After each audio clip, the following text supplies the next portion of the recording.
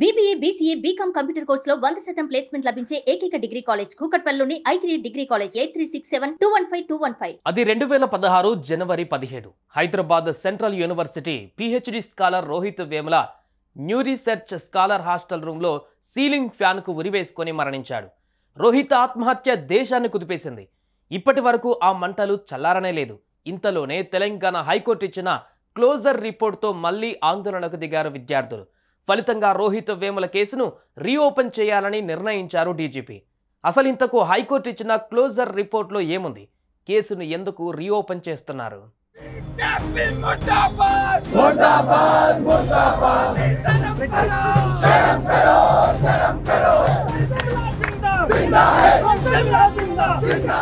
రోహిత్ వేముల ఆత్మహత్యతో దేశవ్యాప్తంగా ఆందోళనకు దిగారు విద్యార్థులు.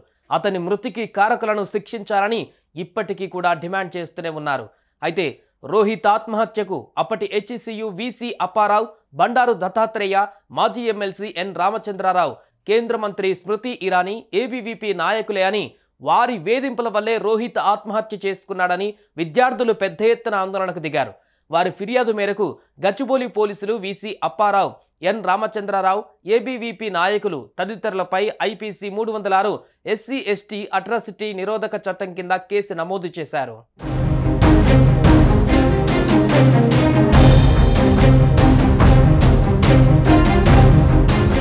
అప్పటి నుంచి కోర్టులో ఈ కేసు నడుస్తుండగా పోలీసులు హైకోర్టుకు మార్చి 21న కేసు క్లోజర్ రిపోర్ట్ను ఇచ్చారు. అందులో రోహిత్ కుల ధృవీకరణ పత్రం సరైనది కాదని, ఆ విషయం బయటకు తెలిస్తే ఇబ్బందులు తలెత్తే అవకాశం ఉందనే భయంతో ఆత్మహత్య చేసుకుని ఉంటాడని చేర్చారు. పైగా రోహిత్ SC కాదని, అతడి కుటుంబ సభ్యులు BCA కులానికి చెందినవారని తెలిపారు. అక్రమ మార్గంలో SC సర్టిఫికెట్లు పొందినట్లుగా పేర్కొంటూ ఈ కేసులో నిందితులుగా ఉన్న BJP, ABVP నేతలకు HCU నాటి VC అప్పారావుకు అతడి ఆత్మహత్యతో సంబంధం లేదని క్లీన్ చిట్ ఇచ్చారు.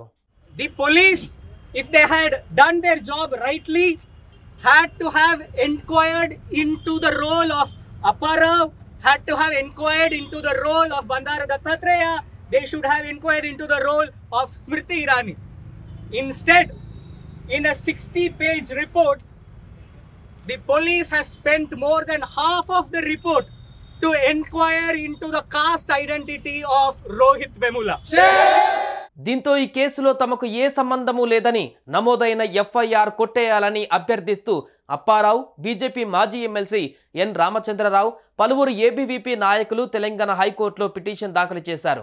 ఈ పిటిషన్లపైన జస్టిస్ EV వేణుగోపాల్ ధర్మాసనం విచారణ చేపట్టింది. రోహిత్ వేముల ఆత్మహత్యకు ఎవరు కారణం కాదని పోలీసులు హైకోర్టుకు ఇచ్చిన క్లోజర్ రిపోర్ట్ ప్రకారం రోహిత్ ఆత్మహత్యతో వారికి సంబంధం లేదని పేర్కొంటూ విచారణను ముగిస్తున్నట్లుగా వెల్లడించింది.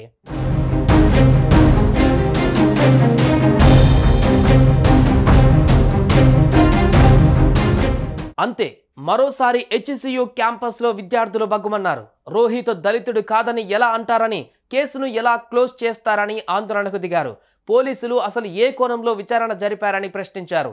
2001 నుంచి దళిత విద్యార్థులు, దళిత ప్రొఫెసర్లపై అప్పారావు వివక్ష చూపేవారని, ఈ అవమానం భరించలేకే రోహిత్ ఆత్మహత్య చేసుకున్నాడని వారు తెలిపారు. అప్పట్లో జస్టిస్ ఫర్ వేముల ఉద్యమానికి కాంగ్రెస్ మద్దతు ఎప్పుడు ఉంటుందని నేతలు వెల్లడించారని, 2022లో తెలంగాణలో నిర్వహించిన భారత్ జోడో యాత్రలో రోహిత్ తల్లి రాధిక కూడా పాల్గొన్నారని అన్నారు.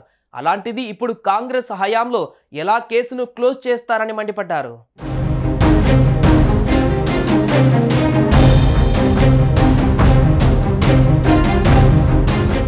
ఈ ఆందోళనలు జరుగుతున్న గంటల వ్యవధిలోనే డీజీపీ రవిగుప్తా బిగ్ ట్విస్ట్ ఇచ్చారు.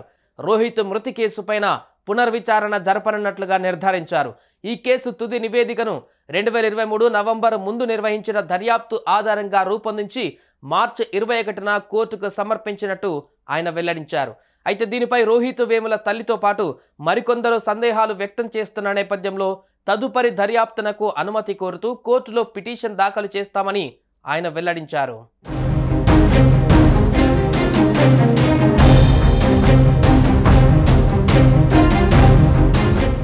రోహిత్ మృతి చెంది ఏళ్లు గడుస్తోంది, కానీ ఆయన మృతికి కారకులు మాత్రం ఇంకా దర్జాగా తిరుగుతున్నారు.